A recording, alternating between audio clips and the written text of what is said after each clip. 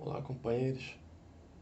Que a paz de Jesus continue em nossos corações e que a gente possa, nesses breves momentos do nosso encontro virtual, meditar um pouco mais das palavras de Jesus à luz da doutrina espírita, que nos consola, nos conforta,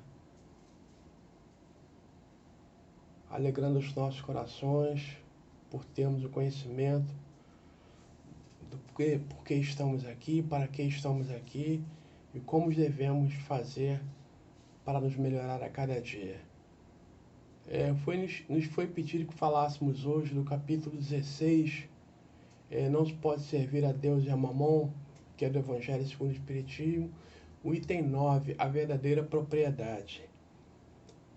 E enquanto eu estava meditando a respeito do que eu poderia falar nesses momentos, eu me lembrei que no século XIX, em 1857, mais ou menos, 1857, entre 1857 e 1860, mais precisamente em 1857, quando Kardec publica o Livro dos Espíritos, uma nova ordem de coisas estava sendo estabelecida na sociedade até então. E na questão 799, que Kardec muito precisamente pergunta aos espíritos é que se estava segundo os próprios espíritos, o espiritismo ia estabelecer uma nova ordem de coisas. De que maneira então o espiritismo poderia contribuir para o progresso?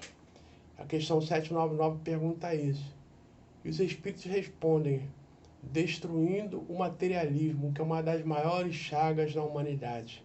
Vejam bem, há 2 séculos atrás já se combatia o materialismo. Hoje estamos no século XXI, estamos no século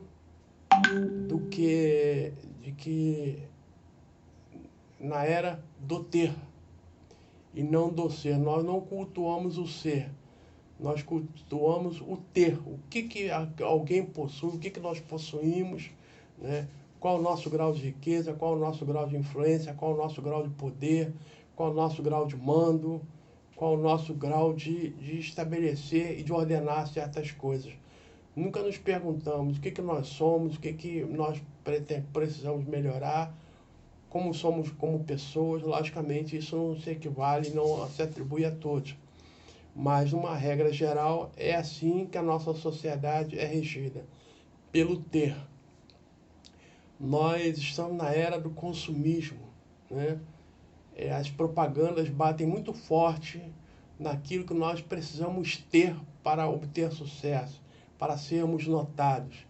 Então tem aí, todo mundo está esperando a Black Friday, as liquidações, que é o momento em que a gente pode adquirir mais coisas ainda, coisas que muitas vezes nem utilizamos, nem usamos, mas porque precisamos ter, né? É bom a gente saber saber que tem, mesmo que não use, né? Infelizmente, o consumismo é uma dos atributos da nossa era, né? Nós precisamos ter. Quanto mais ter, mais ter, mais ter.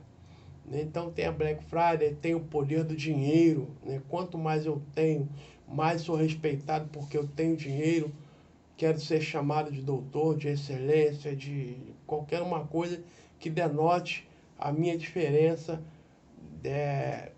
a minha diferença entre os outros companheiros. Eu não quero ser igual a outros companheiros. Logicamente, voltando a dizer que isso não se aplica a todos, mas é o signo da nossa sociedade. Nós precisamos ter fama, tá? Estão aí os Big Brothers da vida, as fazendas, né? Em que as pessoas são chamadas de artistas, mas na verdade qual a arte que elas possuem? Nada, apenas representar um papel. E nós ainda somos muito curiosos de saber o que aquelas pessoas, de que maneira aquelas pessoas agem, o que pensam uma da outra, de que maneira elas se relacionam, né? Esquecendo da nossa própria vida. Parece que nós buscamos fugir de nós para observar os outros. Tem o Facebook, né? Que é uma das ferramentas em que a gente coloca lá uma aparência, coloca a foto mais bonita, coloca nossos momentos felizes. Dificilmente a gente coloca um momento de tristeza. nós, na verdade, confeccionamos quase que um personagem, né? Talvez aquele personagem que nós gostaríamos de ser. E temos vários amigos virtuais. Quanto mais seguidores tivermos, é um sinal de fama. Ah, fulano tem tantos mil seguidores, né? Como se aquilo ali fosse um galardão que devêssemos nos orgulhar. São todos amigos virtuais. Lógico, alguns amigos são virtuais e presenciais também, mas muitos são virtuais. E que na hora da nossa tristeza, na hora da nossa solidão, eles não vêm nos visitar porque nem nos conhecem, só nos conhecem de Facebook. O que a gente está falando aqui não é nenhuma crítica às ferramentas sociais, tal como o dinheiro, como tal as outras coisas que nós possuímos no mundo, elas não são nem boas nem más, agora depende da forma como a gente usa. Então nós vivemos nas redes sociais e não vivemos na nossa rede de amizade, não é verdade? Continua crescente o número de pessoas solitárias, a depressão vem subindo a cada momento, o suicídio vem atingindo índices alarmantes, apesar de todas as campanhas, os meses que se colore para lembrar e debater o suicídio, né? Porque nós, na verdade, somos seres humanos materializados e espiritualmente vazios. Não temos a espiritualidade, não olhamos para dentro de nós. Vivemos de exterioridade. Aí nós lembramos novamente Kardec, lá na questão 799. Nós estamos numa era totalmente materializada. A nossa sociedade é materialista. E nós que enxergamos o mundo de uma outra forma, não podemos nos calar diante de situações que estamos enfrentando. Não tentando converter ninguém, porque, como bem disse Ricardo, na reunião de segunda-feira próxima passada, não é fanal do Espiritismo converter nem fazer proselitismo, mas não nos podemos calar diante das inquirições que nos são feitas, das perguntas que nos são feitas, e na oportunidade que temos de falar de uma doutrina espiritualizante como é a nossa. Não podemos deixar que o materialismo triunfe da nossa indiferença, da nossa falta de operosidade, da nossa timidez ao falar da nossa doutrina. Devemos falar para aqueles que querem ouvir, nos perguntam, e para aqueles que nós temos alguma forma de influenciar, não no sentido de converter, mas de informar. Segundo o próprio Kardec declarou uma vez que a doutrina espírita não é destinada àqueles que têm religião, mas é destinada aos que não têm religião ou que têm e não estão satisfeitas com ela, né? Então a ideia do Espiritismo não é fazer proselitismo, mas também não é se omitir diante das situações, diante do momento que nós possamos testemunhar a respeito da grandeza da nossa doutrina.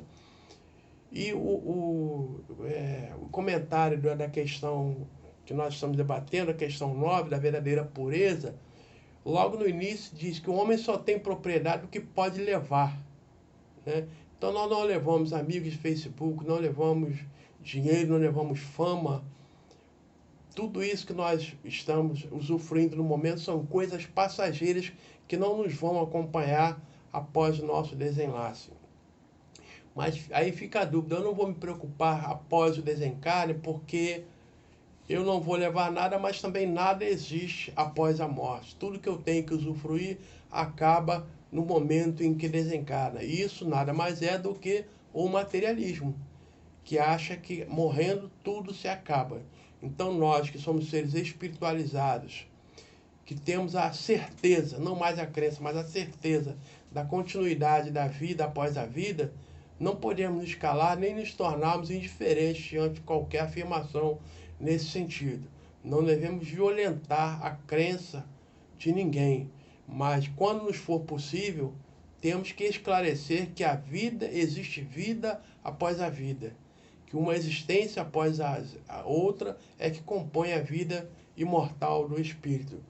As nossas verdadeiras propriedades são os atributos da alma, a inteligência, os conhecimentos, as qualidades pessoais,